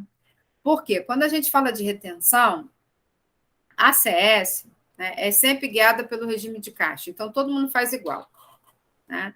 Quem retém e quem deduz, regime de caixa. Quando a gente fala do IR, né, o IR-fonte, a gente está falando de um regime de competência, mas que não é uma verdade absoluta que a fonte pagadora vai adotar isso no processo dela, né? A gente se depara aí com algumas empresas que, por questões de facilidade, adota regime de caixa, tanto para o IR como para a CS. Do lado de cá, do lado de quem se utiliza dessa dedução, qual é a regra? Lá pelo artigo 599 do Rio. Olha, você vai deduzir o imposto de renda no período de apuração em que a receita foi oferecida à tributação. Então, se a gente está falando de lucro real, regime de competência, ok, emitir a nota, aquela receita está computada lá no lucro líquido, então vou usar aquela retenção, aquela antecipação quando eu apurar o meu IR-fonte, o meu IRPJ. Se eu estou falando de lucro presumido, eu posso ter regime de competência para reconhecimento das receitas e regime de caixa para reconhecimento de receita. Se eu uso o regime de caixa, pelo comando lá do artigo 599, a retenção também vai ser deslocada para aquele segundo momento, tá? Quando eu tenho um descompasso entre processos da fonte pagadora e do prestador do serviço, eu posso receber um informe de rendimentos que não seja exatamente o que eu tenho, né? Quais são as informações aí importantes para a gente? Eu não posso deduzir valor maior do que eu tenho em informe de rendimento. Primeira premissa. Se eu entender que está errado, eu preciso falar com a fonte pagadora. Preciso comunicar a fonte pagadora, se for o caso, retificar a dívida, né? Mas, se eu excedente, não, eu usei menos do que está lá no informe de rendimento. Aí não é tão grave. Mas a gente vivencia isso no nosso dia a dia, essa inconsistência de valores ocasionada por diferenças de processo, né? Isso é normal, tá? confrontar informações declaradas na SCF com informações declaradas em outras obrigações acessórias. Última parte final aí da minha declaração. Preenchi. Tá tudo validadinho, mas deixa eu dar uma olhadinha, dá tempo de eu olhar? É imprescindível, deixa eu olhar, né? TCTF, com certeza, né? Os valores apurados estão devidamente declarados, né?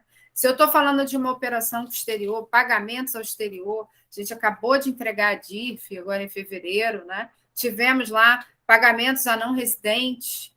Então, se eu preencho a DIF com pagamentos a não residentes e não preencho a SF, olha a omissão de informação aí.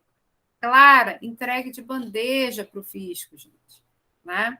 FD contribuições, por conta das contribuições para o PIS e a COFINS, FD fiscal. Então, tudo que tem apuração de imposto acaba aí se cruzando com os dados do meu balanço, com os dados das minhas informações financeiras.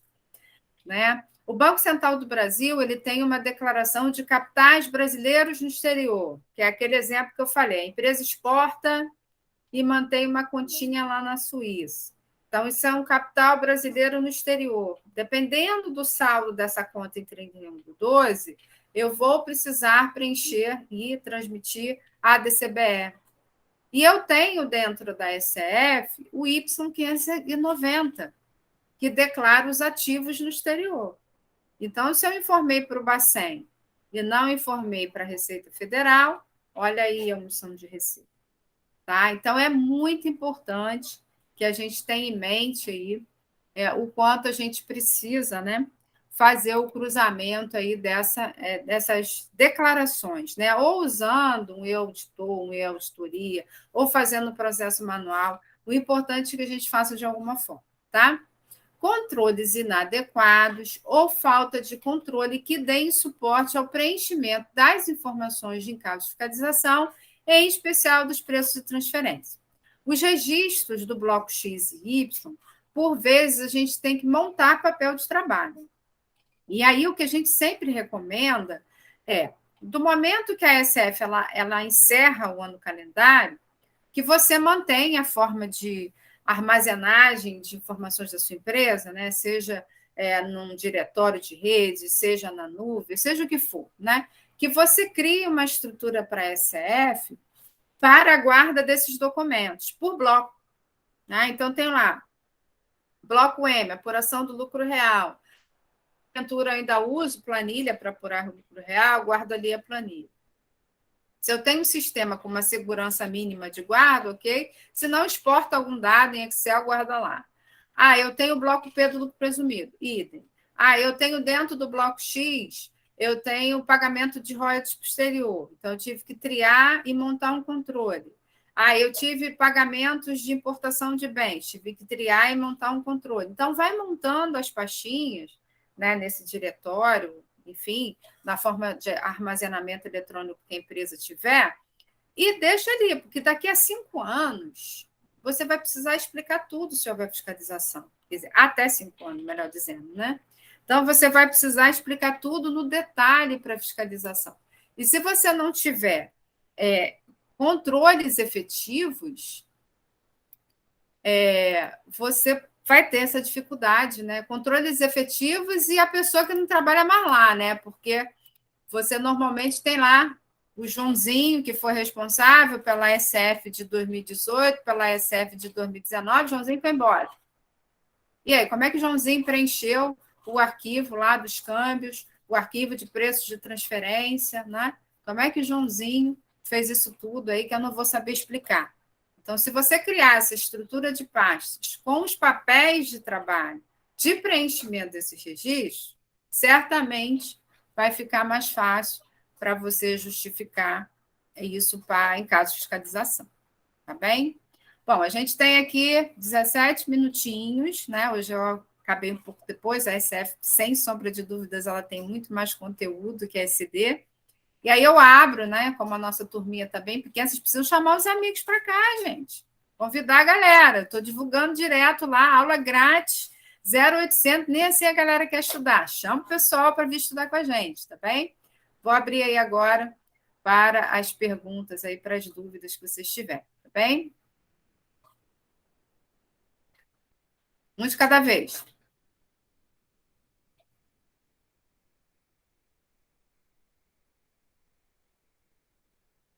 Todo mundo craque aqui?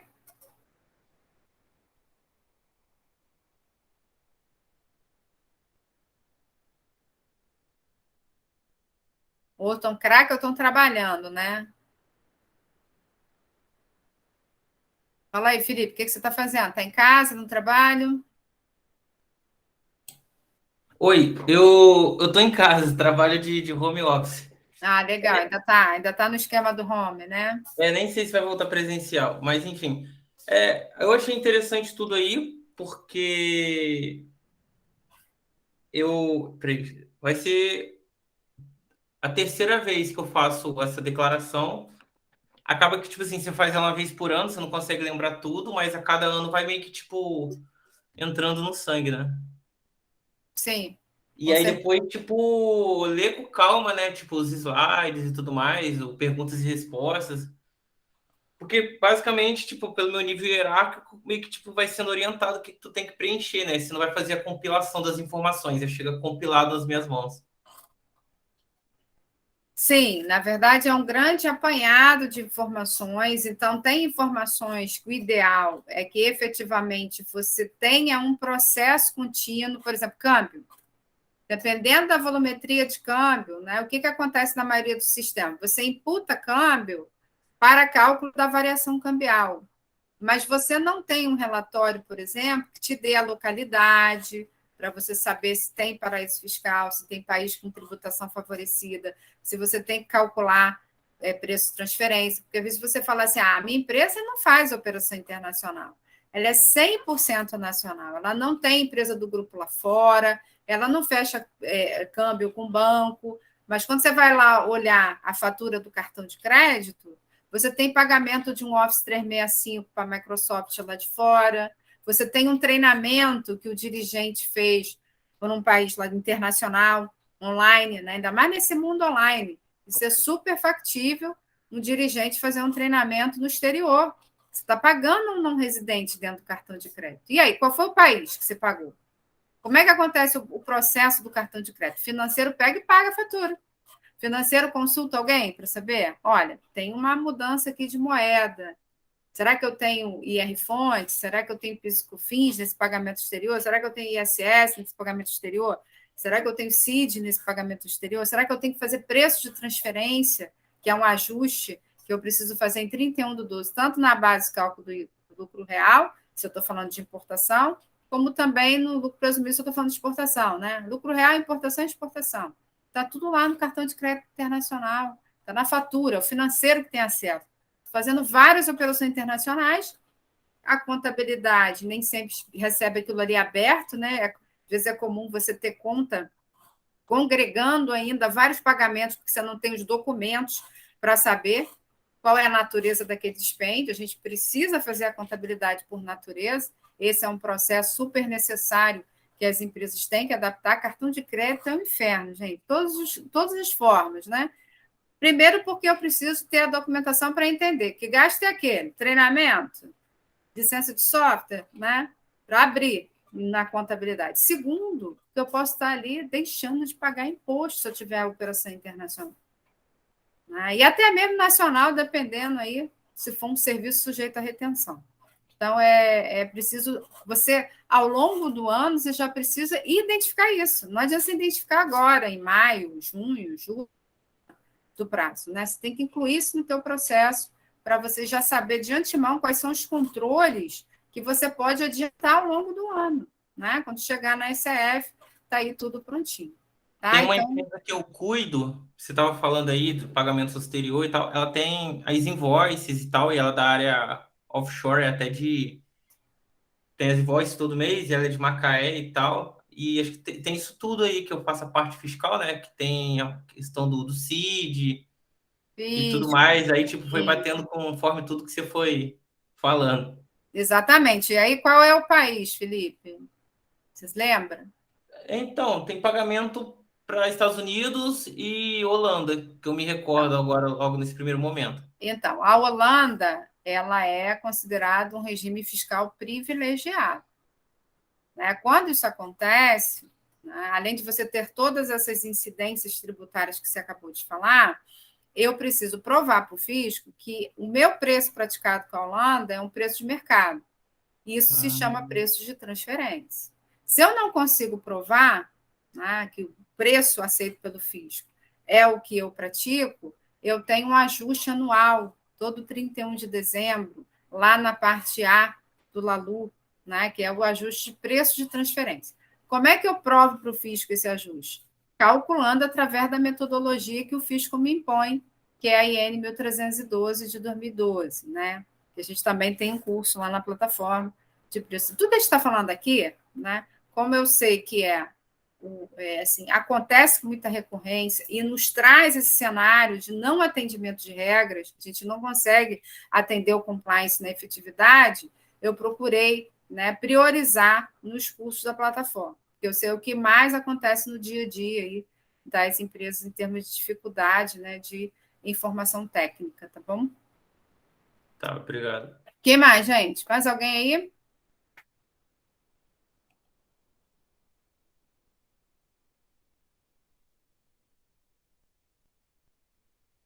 Não? Podemos encerrar, então, o nosso evento? Ninguém tem dúvida?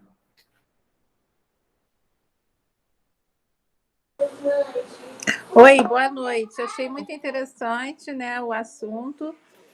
Eu faço mais a parte do SED, né, e a parte de SF já é para outro setor lá, né, na minha empresa, o fiscal. Mas aí a gente acaba, né, tendo algumas noções, né, porque a gente tem que confrontar um com o outro, né? Senão, se o ECD não for correto, o ECF não vai, né? Então, Precisa assim, se comunicar, não tem jeito. sim, aí agora eu estou entrando no novo desafio, né? Trocando de empresa, né? Agora em abril, e acho que eu vou pegar uma parte agora também do ECF também, né? Vai ser um desafio. Então, assim, eu estou querendo até me aprofundar um pouquinho mais, né? Noções eu já tenho. E aí, quando eu vi a palestra aí, eu me interessei e achei bastante interessante, né? Legal, André, muito obrigada. Obrigada a você. Na verdade, assim, essa sinergia ela precisa ocorrer, né? A gente tem várias situações na legislação tributária que a dedutibilidade daquela despesa trazida pela norma contábil, que é a tua área, né? Ela só é permitida quando contabilizada em subconta distinta. Então, é uma regra tributária que impacta no contábil. Então, se o contábil não conhece e o colega tributário não fala, né? Olha a encrenca. Isso, né? Isso. E a gente sempre trabalha em conjunto. No final, a gente fica um juntinho com o outro até entregar.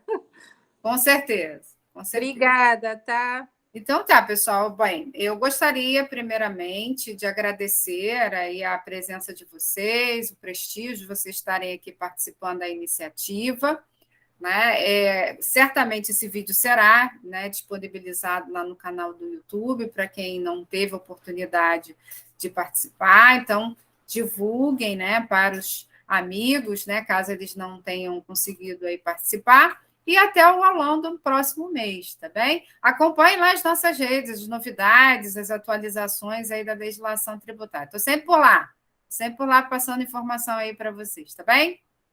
Tchau, tchau, pessoal. Obrigada. Tchau, professora. Obrigada pela palestra. Tchau, gente. Obrigadão pela palestra. Sempre a didática muito de fácil entendimento. Valeu. Tchau, tchau.